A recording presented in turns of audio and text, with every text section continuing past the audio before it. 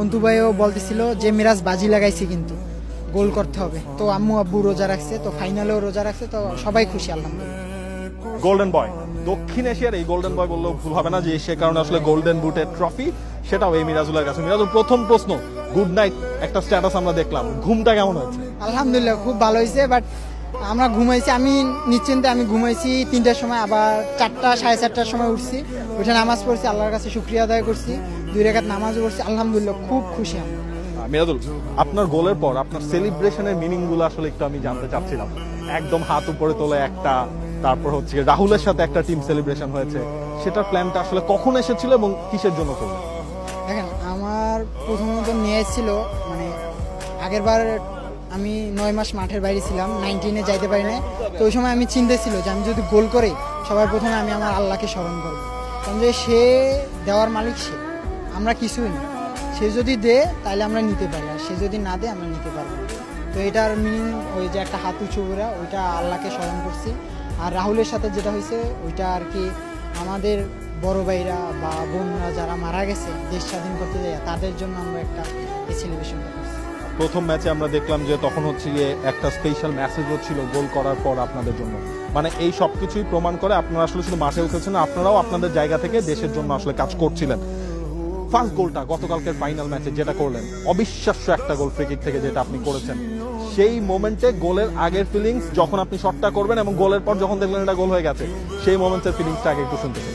দেখেন, আমি যে সময় বলটা ওয়াল করে বাইরে গেছি ইফতিয়ারের সাথে, তো আমি একটা ছোটোখাটো একটা নাটক করলাম বলটা ফ্রি কিকটা নেওয়ার জন্য, কারণ আমার ওই আশেপাশে ডিবক্সের আশেপাশে ফ্রি কিক করা খুব ভালো হয়, বা স্বপ্ন আমার ফ্রি কিকে গোল করা, তো আলহামদুলিল্লাহ স্বপ্নটা পূরণ হয়েছে।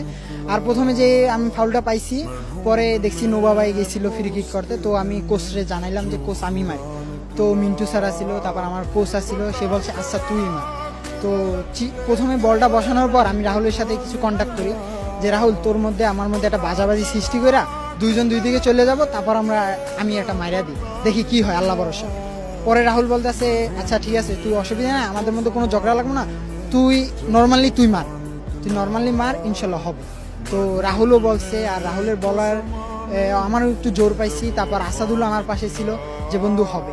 তারপর আমাদের সাইড বেঞ্চ থেকে অন্তু ভাই আছে, অন্তু ভাইও বলতেছিল যে মিরাজ বাজি লাগাইছি কিন্তু গোল করতে হবে ইনশাল্লাহ। পরে আলহামদুলিল্লাহ আমি কিছু ভাবি নাই ওই সময়, আমি কিপারের পজিশন দেখছি, তো পজিশন দেখার পর দেখি যে ওর পজিশন ঠিক নেই, তো আমি চিন্তা করছি ফাঁস বলেই মারবো, তো মারছি আলহামদুলিল্লাহ। কিভাবে কি হয়ে গেছে উপর আল্লাহ পাক জানে। শেষ প্রশ্ন, একটা বড় প্রত্যাশার আপনাকে নিয়ে অনেকদিন ধরেই ছিল, আপনি যখন হচ্ছে টানা গোল করছিলেন, এরপর ইউরোপ থেকে আপনি যখন আসলে ডাক পেলেন, লিগে লাস্ট সিজন ব্রাদার্স ইউনিয়নে খেললেন, ব্রাদার্স রেগুলারও খেলেছেন, এক্সপেকটেশনটা কতটুকু এখন ফিল করছেন এবং নিজের মধ্যে সেই দায়িত্ববোধটাও তো আসলে বেড়ে গেছে? শেষ প্রশ্ন এটা।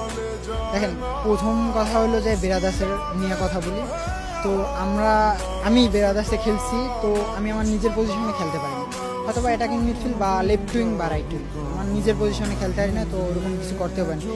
আর আমি সবাইকে বলতে চাই, আমার নিয়ে বেশি প্রত্যাশা করার কিছু নাই, আমি যদি ভালো করি অবশ্যই আমাকে নিয়ে গর্ব করবেন, বাট আগে কিছু করেন না, আমার এখনও বয়স ছোট, তো আমাকে আমার বড় স্বপ্ন আছে, তো আপনারা আমার জন্য খালি দোয়া করবেন, আর কিছুই না। বাসায় তো কথা হয়েছে? ও আলহামদুলিল্লাহ, আম্মু তো প্রথম খেলার দিন রোজা রাখছে, আব্বু রোজা রাখছে, তো ফাইনালেও আব্বুরে ইন্ডিয়ার আগে খেলার আগে বলছি বা আম্মুরে যে, তো আম্মু আব্বু রোজা রাখছে, তো ফাইনালেও রোজা রাখছে, তো সবাই খুশি আলহামদুলিল্লাহ। অসংখ্য